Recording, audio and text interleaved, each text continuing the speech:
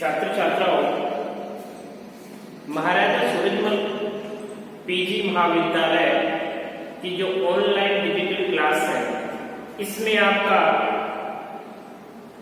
बहुत बहुत धन्यवाद। और इसमें जो अपने ऑनलाइन क्लासेस हैं, इस ऑनलाइन क्लासेस में अपना जो बीए पार्ट 3 है, विश्व का प्रादेशिक भूगोल, इस विश्व के प्रादेशिक भूगोल में अपने इससे पहले खनिज कर ले, खनिज के बाद में जो जलवायु है वो कंप्लीट कर ले। अब है अपना इसके बाद में अपना जो नया टॉपिक है वो है प्राकृतिक वनस्पति, यानी एशिया महाद्वीप की प्राकृतिक वनस्पति। अब जो प्राकृतिक वनस्पति है, इस प्राकृतिक वनस्पति का सीधे सीधे शब्दों में अपने कह सकते हैं कि जो अपना धरातल है, अपना भूतल है, अपने पृथ्वी तल है, इस अपने पृथ्वी तल भूतल तथा अपने इस पे जो छोटे छोटे पेड़ पाए जाते हैं, जो प्रकृति में स्वतंत्र रूप से अंकुरित होते हैं और फलते फूलते हैं, उन्हीं को क्या कहा जाता है? प्राकृतिक वनस्पति कहा जाता है। अब जो ये प्राकृतिक वनस्पति है, ये प्राकृतिक वनस्पति भी यानी क्लाइमेट के अनुसार, यानी जलवायु के अनुसार, इसमें क्या अलग अलग जगह, यानी कहने का मतलब कहीं क्लाइमेट गर्म है तो कहीं क्लाइमेट ठंडा है, उसके अकॉर्डिंग उसका क्या है? वितरण है। और उस वितरण के अनुसार ही इसका क्या है?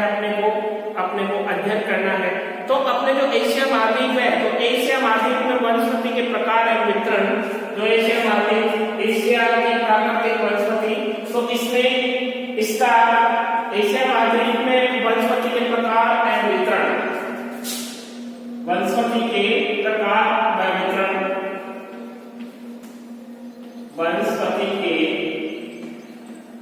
प्रकार व वितरण, वनस्पति के प्रकार एवं वितरण। इसमें मुख्य रूप से हमने देखते हैं कि इसको यानी ज्यादातर, यानी इसको जो एशिया महाद्वीप की जो वनस्पति है, इस एशिया महाद्वीप की वनस्पति को 12 भागों में बांटा गया है। अब 12 भाग कैसे बनाए गए? क्लाइमेट के अनुसार, वहां की वनस्पति के अनुसार, वर्षा के अनुसार व तापमान के अनुसार, यानी 4 तत्वों को ध्यान में रखते हुए इनका क्या किया गया है? डिवाइडेशन किया गया है। जो डिवाइडेशन मुख्य रूप से कितने भागों में बटा है? 12 भागों में बटा है। अब है आर्द्र सदाबहार वन, यानी पहला है आर्द्र सदाबहार वन, आर्द्र सदाबहार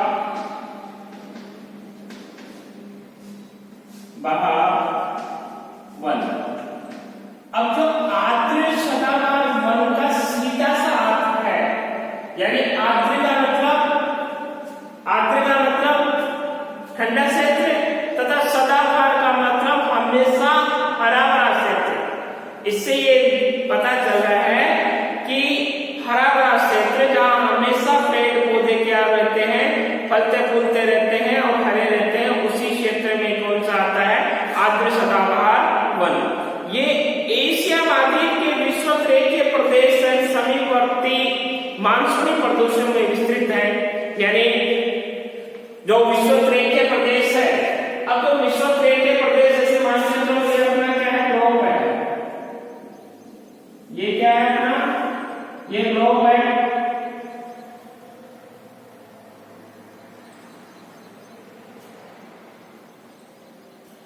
ये ग्लोब है। अब इस ग्लोब में ये कौन सी रेखा है? ये 0 डिग्री, जिसको विषुवत रेखा भी कह सकते हैं, विषुवत रेखा या भूमध्य रेखा, भूमध्य रेखा दोनों के नाम से। इसके बाद में ये 2 रेखा है, इसको कौन सी? यानी 23 सही 1/2, जिसको कर्क रेखा के नाम से जाना जाता है।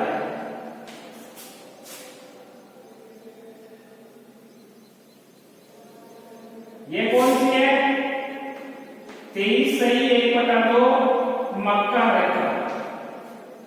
ये कौन सी हो गई? मक्का रेखा। ये कौन सा है? 66 सही 1/2। ये कौन सा है? 90 डिग्री। और ये कौन सा है? उत्तरी ध्रुव।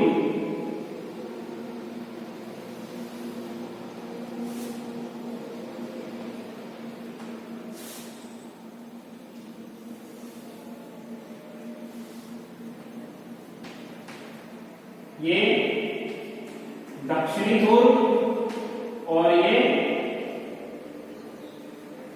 उत्तरी ध्रुव। ये है। अब इसमें अपने ये कौन सी होगी? अक्षांश रेखा होगी।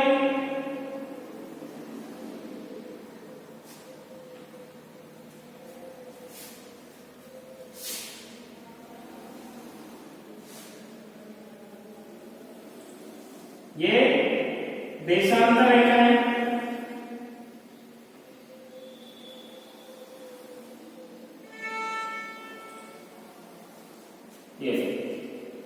ये अक्षांश रेखाएं हो गई, ये देशांतर रेखाएं हो गई। ये कौन से ध्रुव पे मिल रही हैं?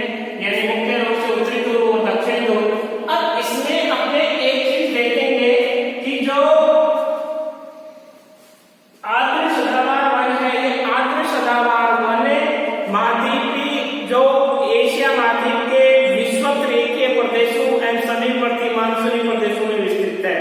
तो जो विषुवत-रेखीय प्रदेशों में जहां वर्ष भर है, विषुवत-रेखीय प्रदेश कौन से है? ये विषुवत रेखा के ऊपर व नीचे ये वाला पार्ट। तो ये कौन सा है? इस पार्ट में ये पाई जाती है, इसलिए इसका ये भाग है। अब इसमें आपने देखे जहां वर्ष पर्यंत वर्षा व उच्च तापमान रहता है, इस जगह क्या रहता है? वर्ष भर क्या रहता है? यानी हमेशा क्या रहता है? बर्फ जमी रहती है, कारण वर्षा उच्च तापमान रहता है। वही दक्षिणी ध्रुव में जो दक्षिण पूर्वी एशिया के मानसूनी जलवायु क्षेत्रों में यानी 125 सेंटीमीटर से अधिक वर्षा होती है। यानी इस क्षेत्र में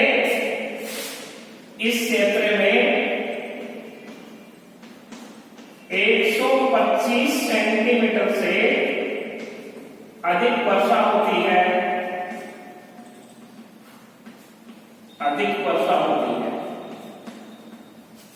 यानी इस क्षेत्र में 125 सेंटीमीटर से अधिक वर्षा होती है।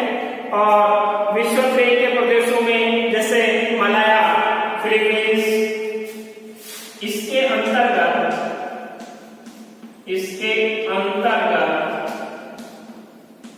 मलाया, फिलीपींस, इंडोनेशिया,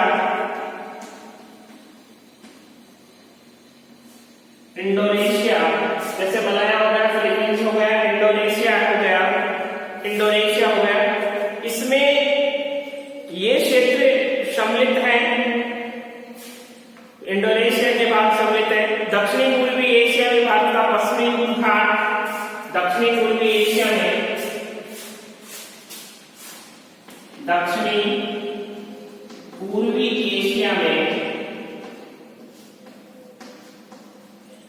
भारत का पश्चिमी घाट, भारत का पश्चिमी घाट असम, म्यांमार और म्यांमार के बाद में है बांग्लादेश, थाईलैंड,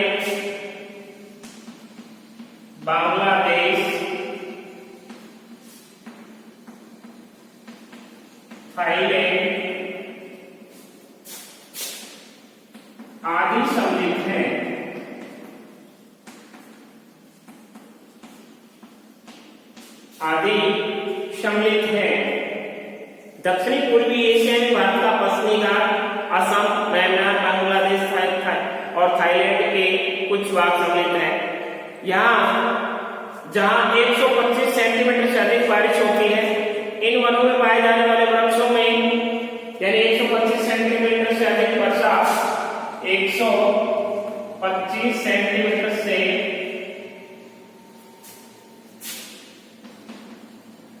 अधिक वर्षा और इस क्षेत्र में पाए जाने वाले प्रमुख वृक्ष, इस प्रदेश में पाए जाने वाले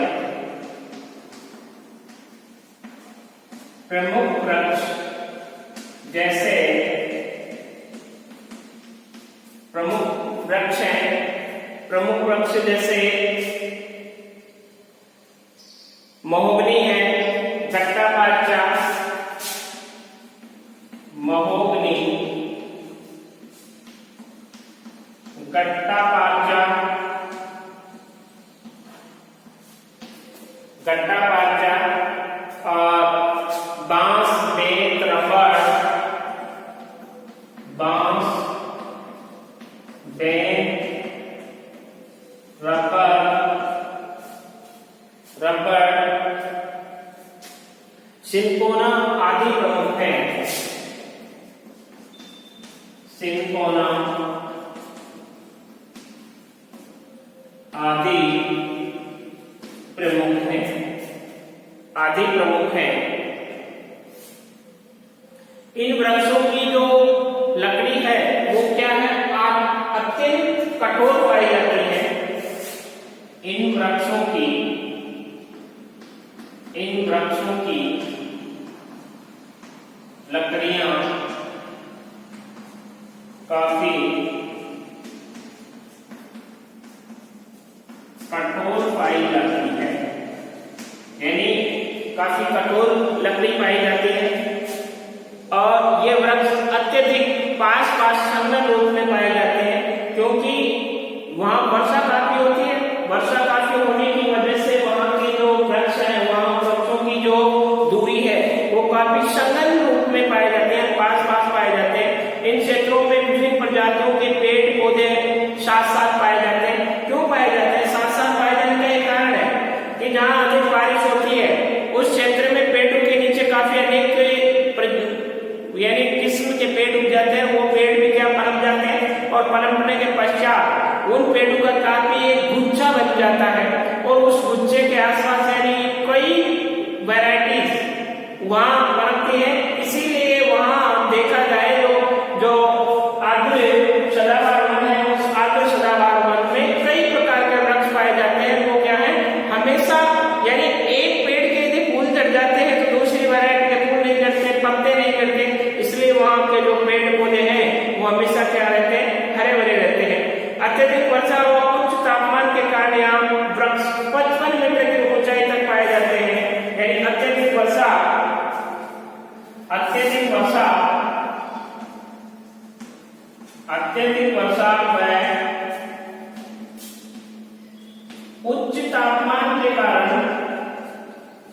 में उच्च तापमान के कारण 55 मीटर की ऊंचाई तक पाए जाते हैं।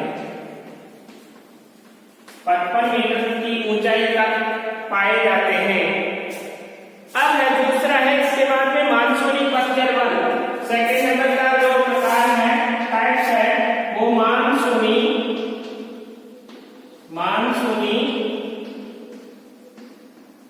पतझड़ वन, यानी दूसरी टाइप है वो है मानसूनी पतझड़ वन। मानसूनी पतझड़ वन से ये तात्पर्य हो रहा है, यानी नाम से प्रतीत हो रहा है कि जो इस प्रकार इसमें जो पेड़ जो वैरायटियां पाई जाती है वो मानसूनी यानी मानसून के समय जब वर्षा होती है उसी में पनपते हैं और उसमें क्या होता है, यानी समय के अकॉर्डिंग उसमें क्या हो जाता है, पतझड़ हो जाता है।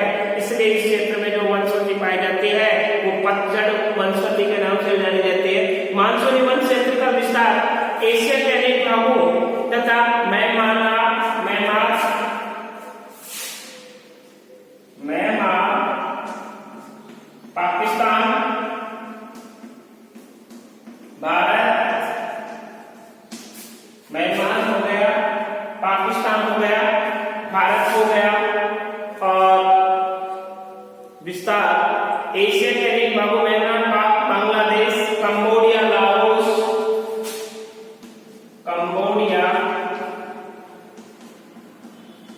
लाओस,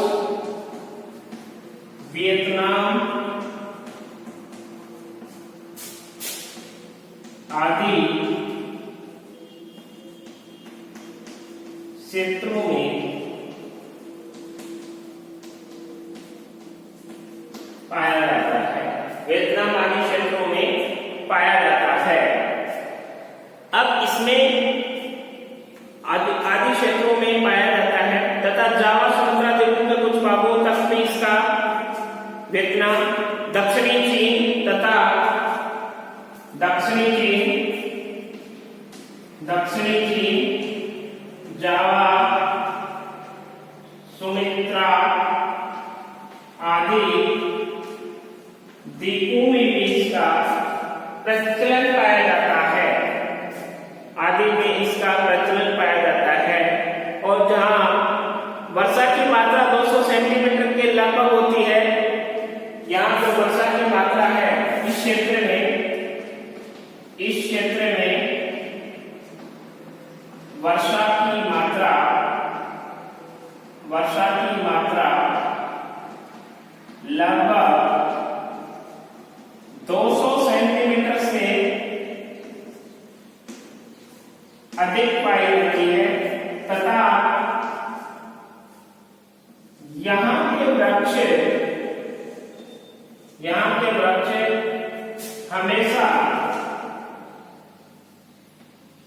हरे भरे रहते हैं। इसी कारण हरे भरे यहाँ के वृक्ष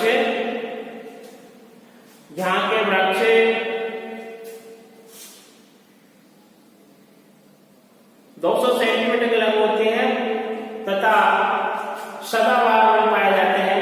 वह 100 सेंटीमीटर से 200 सेंटीमीटर मध्य वर्षा वाले भागों में पतझड़ में पाए जाते हैं तथा 100 सेंटीमीटर से 200 सेंटीमीटर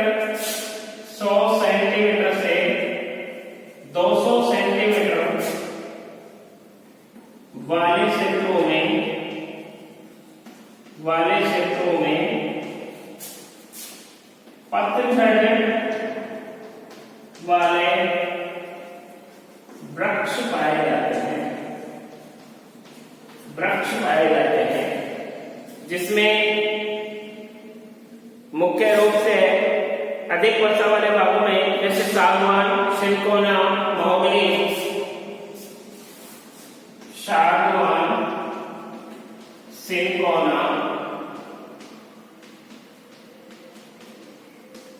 महोगनी, रबर इत्यादि वृक्ष पाए जाते हैं।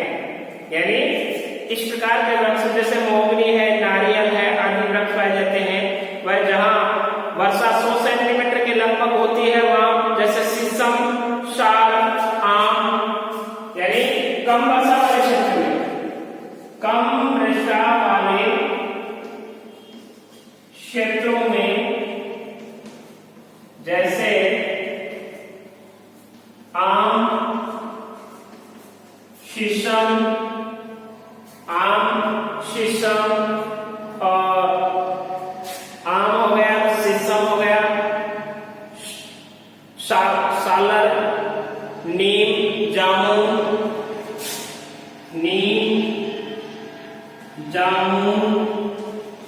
आदि वृक्ष। यानी कहने का मतलब जितने भी वृक्षों की जो वैरायटी है वो वैरायटी किसके अकॉर्डिंग बन रही है, किसके अकॉर्डिंग पनप रही है, यानी वर्षा के आधार पर पनप रही है। जितनी अधिक वर्षा होगी उतनी ही अधिक वृक्षों की वैरायटी आएंगी। जैसे आपने 200 सेंटीमीटर वाले क्षेत्र में महोगनी है, घंटा पार्चा है, बांस है, बैठ है, रबड़ और सिनकोना। अब उससे कम जैसे 100 से 200 सेंटीमीटर वाले क्षेत्र में उसमें या आपने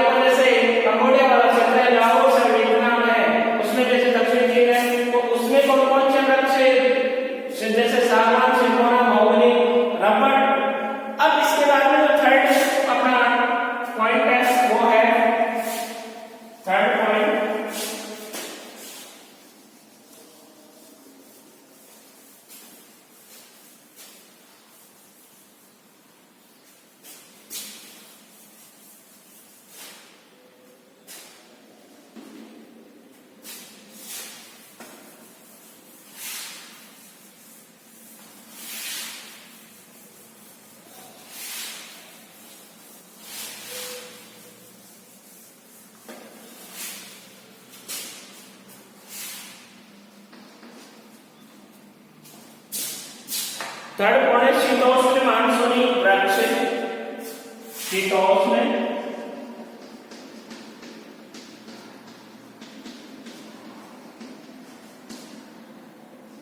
मानसूनी वन क्षेत्र। शीतोष्ण मानसूनी वन क्षेत्र। तो शीतोष्ण मानसूनी वन क्षेत्र में इन वनों का विस्तार जापान के जो दक्षिणी भाग है, जापान के दक्षिणी भाग, चीन के मध्यवर्ती भाग जैसे मंचूरिया तथा ताइवान तक फैला हुआ है। इन वनों का विस्तार, इन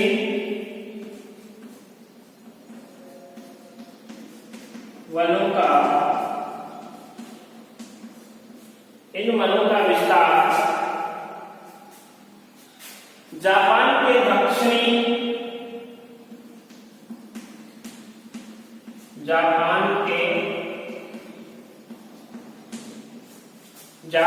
दक्षिणी भाग, चीन के मध्यवर्ती भाग, चीन के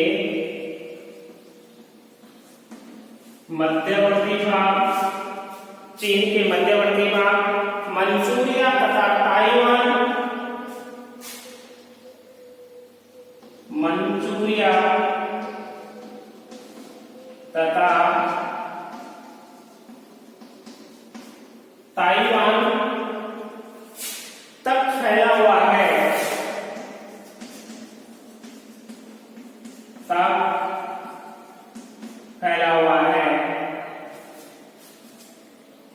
फैला हुआ है। इन वनों में पाए जाने वाले वृक्षों में ओक, इन वनों में पाए जाने वाले वृक्ष जैसे ओक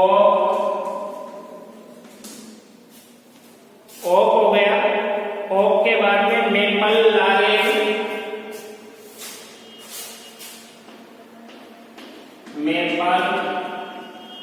मेपल हो गया, लारेल हो गया, बालनर, शहतूत इत्यादि वृक्ष पाए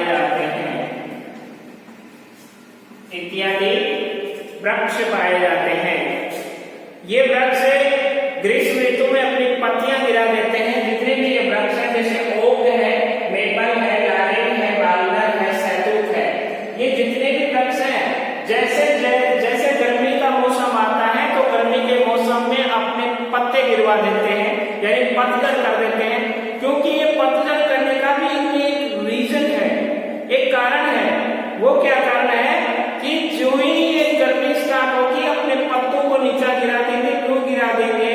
क्योंकि गर्मी अधिक पड़ती है तो वाष्पोत्सर्जन की मात्रा अधिक होती है। इससे उस पेड़ की जो जल की मात्रा है, उस जल की मात्रा को सूखने से बचाने के लिए ये पेड़ क्या करते हैं? अपने पत्तों को पतझड़ के रूप में नीचे गिरा देते हैं, यानी पतझड़ कर देते हैं। और इनमें से गर्मी की वजह से ये गर्मी में बच पाते हैं। ये वन अधिक सघन नहीं होते, यानी इन वनों का जो झाड़ होता है वो सघन नहीं होता, ये क्या काफी छितरे हुए होते हैं। ये इन वनों में लकड़ी बहुमूल्य होती है, जो यहाँ के इन वनों की जो लकड़ी है वो काफी मूल्यवान होती है, बहुमूल्य होती है। जैसे जापान के पर्वतीय भागों में इन वनों को काटकर चाय के बागानों में परिवर्तित कर दिया गया है। वर्तमान में जापान वाला क्षेत्र है, उस जापान वाले क्षेत्र में जो इन पेड़ों को, यानी ओक का पेड़ है, नारियल का है, मेपल का है, बालन का है, शहतूत का है, इन पेड़ों को काटकर क्या कर रहे हैं? यानी चाय के बागान बना रहे हैं। पेड़ों को काटकर चाय के बागानों में परिवर्तित कर रहे हैं,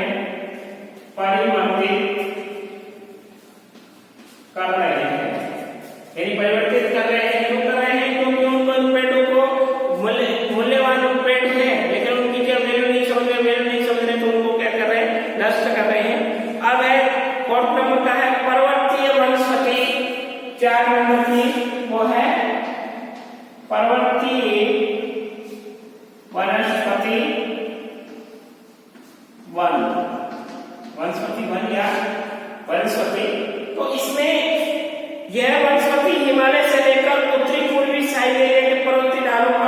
पाई जाती है। यह वनस्पति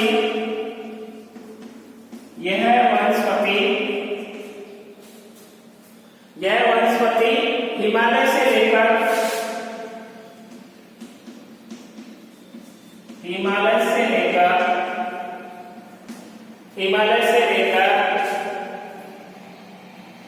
उत्तरी पूर्वी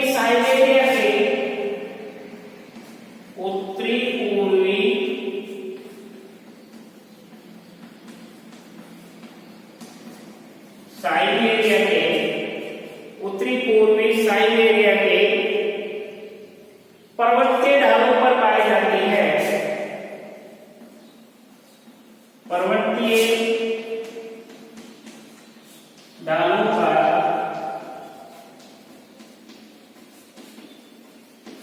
पाई जाती है। पर्वतीय ढालों पर पाई जाती है, जिसे अल्पाइन के नाम से जाना जाता है, जिसे मुख्य रूप से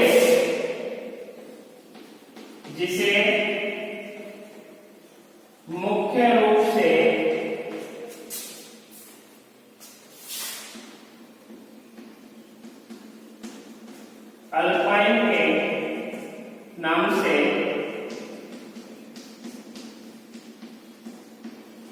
जाना जाता है। यानी अल्पाइन के नाम से, अल्पाइन वनस्पति के नाम से जाना जाता है। ऊंचाई के साथ जैसे जलवायु में परिवर्तन होता है, वैसे ही प्राकृतिक वनस्पति का स्वरूप भी परिवर्तित हो जाता है और ऊंचाई के साथ वृक्षों की आकृति छोटी होती जाती है। इन वृक्षों में जैसे चीड़, देवदार,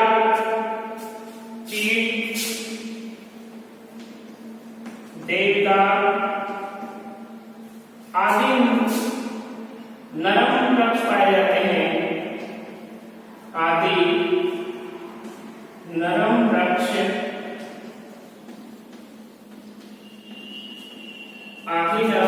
पाए जाते हैं।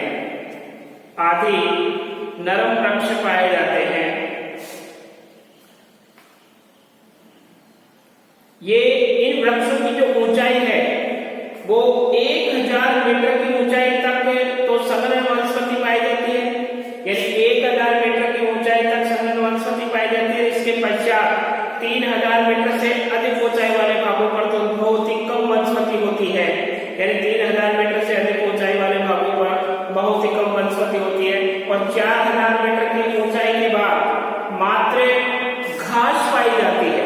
यानी 4000 मीटर की ऊंचाई पर केवल जो लाइकेन नाम की घास पाई जाती है। यानी 4000 मीटर की ऊंचाई पर तक केवल घास पाई जाती है, जो जिस घास को लाइकेन घास के नाम से जाना जाता है। अब है पांचवा समशीतोष्ण घास के मैदान। पांचवा नंबर का है समशीतोष्ण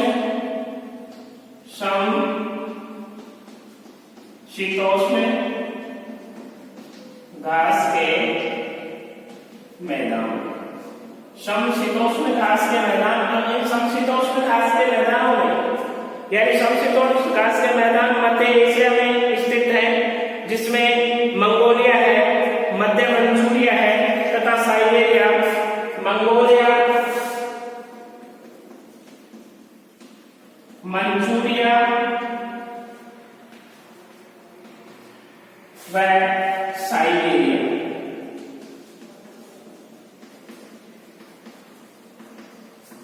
आदि में पाई जाती है। मध्य एशिया में स्थित इस वृक्ष की घास की पेटी को स्टेपी के नाम से जाना जाता है। इस क्षेत्र में वर्षा बहुत ही कम होती है। इस क्षेत्र में वर्षा बहुत ही कम होती है। जैसे अब है पांचवें नंबर का है कोणधारी पतझड़ वन। यानी छठे नंबर का है कोणधारी पतझड़ वन। कोणधारी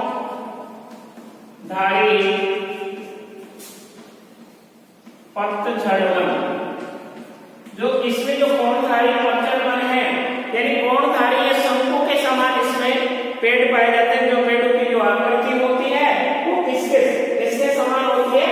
शंकु के समान होती है।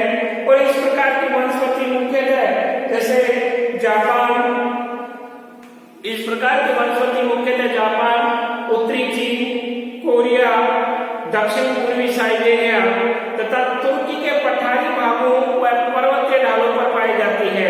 यानी इस प्रकार की जो वनस्पति है उसका जो क्षेत्र है वो क्षेत्र जापान, उत्तरी चीन, कोरिया, दक्षिण पूर्वी साइबेरिया तथा तुर्की के पठारी भागों पर के पर्वतीय ढालों पर पाई जाती है। यहाँ पतझड़ तथा सदाबहार दोनों प्रकार के वृक्ष पाए जाते हैं। इस क्षेत्र में पतझड़ भी पाया जाता है, पतझड़ तथा सदाबहार वृक्ष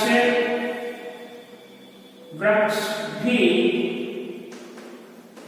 पाए जाते हैं। सदाबहार वृक्ष भी पाए जाते हैं, सदाबहार वृक्ष भी पाए जाते हैं।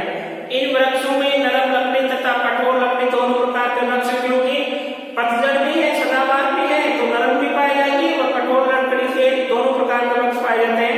नरम लकड़ी वाले वृक्षों में जैसे मेपल है, बैतूल है, चीड़ है तथा हेमलाऊ है, प्रमुख है। यहाँ पर्याप्त वर्षा होने के कारण इस क्षेत्र में चौड़ी पत्ती वाले सदाबहार वृक्ष पाए जाते हैं। चौड़ी पत्ती वाले सदाबहार वृक्षों में जैसे शहतूत है, तुंग है तथा कपूर आदि वृक्ष हैं। मिश्रित सदाबहार एंड पतझड़ वन, सातवां मिश्रित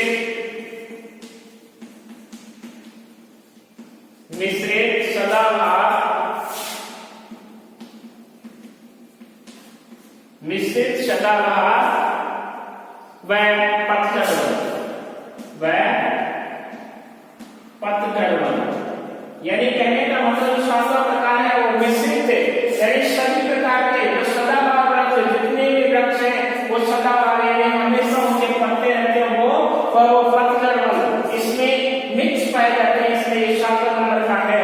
इस 7वें नंबर के में यानी पूर्वी एशिया के जो सामान्य तापमान तथा पर्याप्त मानसूनी वर्षा वाले भागों में चौड़ी पत्ती वाले सदाबहार वन पाए जाते हैं और कम वर्षा वाले क्षेत्रों में पतझड़ के रूप में मिश्रित वन पाए जाते हैं। चीन तथा हिंद चीन में इस प्रकार की वनस्पति पाई जाती है। यहाँ घास तथा बांस मुख्य रूप से पाए जाते हैं। नेक्स्ट है भूमध्य सागरीय वन प्रदेश, 8वां नंबर का भूमध्य सागरीय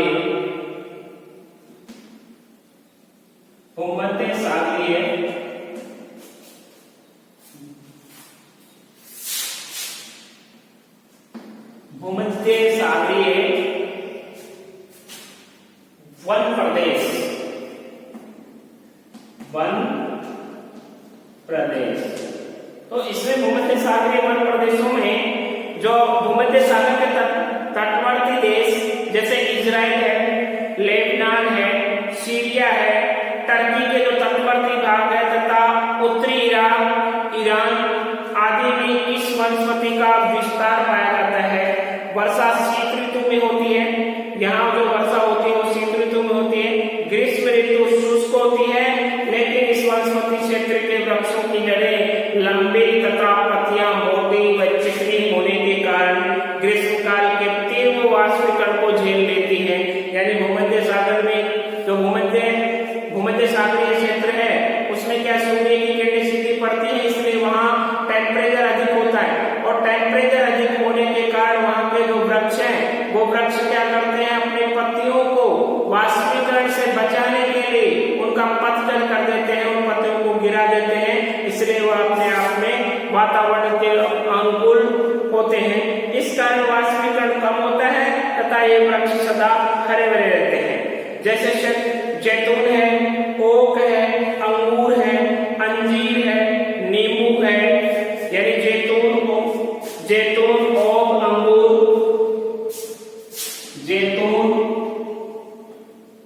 ओक, अंगूर, नींबू, संतरा, इसको क्या यानी रस वाली क्षेत्र भी कहा जाता है, क्योंकि इस क्षेत्र में भूमध्य सागरीय वन क्षेत्रों में ज्यादातर जितने भी रसीले फल ज्यादा उत्पन्न होते हैं। यानी रसीले फल जैसे नींबू हो गया, अंगूर हो गया, अंजीर हो गया, नारंगी हो गई, फाइन बरफर हो गए, इन वनों के मुख्य वृक्ष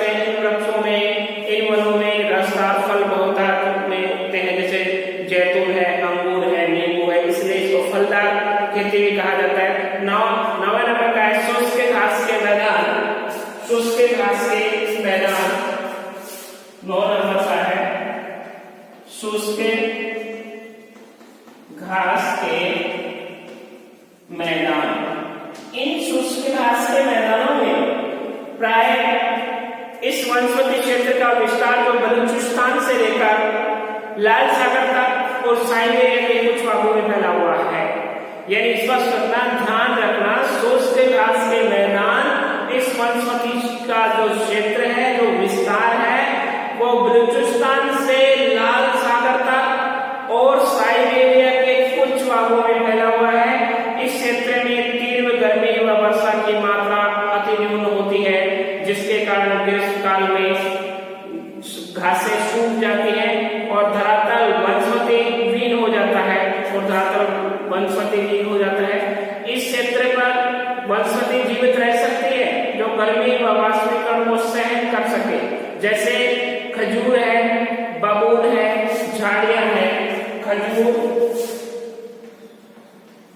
खजूर, बबूल व झाड़ियां, क्योंकि ये क्या है, अधिक गर्मी, अधिक टेम्परेचर को क्या करती है, सहन कर पाती है। और जैसे खजूर, बबूल, झाड़ी और ताड़ के वृक्ष यहाँ विकसित हो सकते हैं। नेक्स्ट है 10वां नंबर का उष्ण मरुस्थलीय वनस्पति प्रदेश।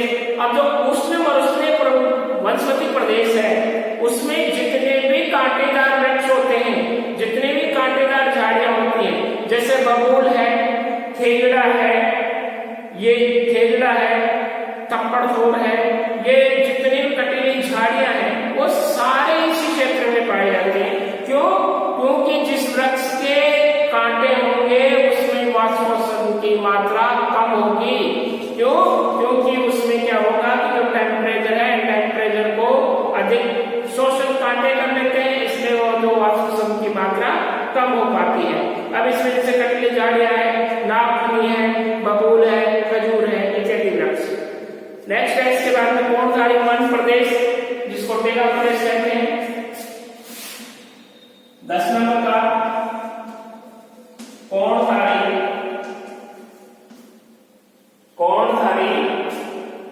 वन प्रदेश, कोष्टक में इसको कहते हैं टेगा प्रदेश। कैसे? टेगा प्रदेश। अब कोणधारी यानी शंकु के समान, यहाँ पे ये बर्फीला क्षेत्र होता है, यहाँ हमेशा बर्फ जमी रहती है। वो कहानी है, यहाँ 6 महीने के दिन और 6 महीने की रात होती है, और यहाँ के जो वृक्ष होते हैं, हमेशा बर्फ जमी होने के कारण यहाँ के जो वृक्ष होते हैं वो शंकु के समान होते हैं।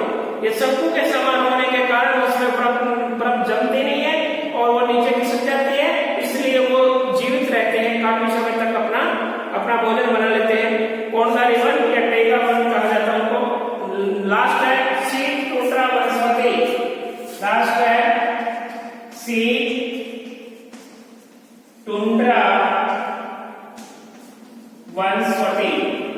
अब जो शीत टुंड्रा वनस्पति है, उसमें भी जो थाईलैंड है, थाईलैंड जो ग्रीनलैंड वाला भाग है, ग्रीनलैंड है, जो एंटार्क्टिका महाद्वीप है, उसमें हमेशा क्या बर्फ जमी रहती है। अब बर्फीले क्षेत्रों में कैसी वनस्पति, जैसे लाइकेन घास है, लाइकेन घास है, यानी बिल्कुल जो बर्फ में जमी हुई वनस्पति पाई जाती है, और इसमें ज्यादा पेड़ पौधे होते नहीं, केवल कुछ झाड़ियां ही पनपती हैं।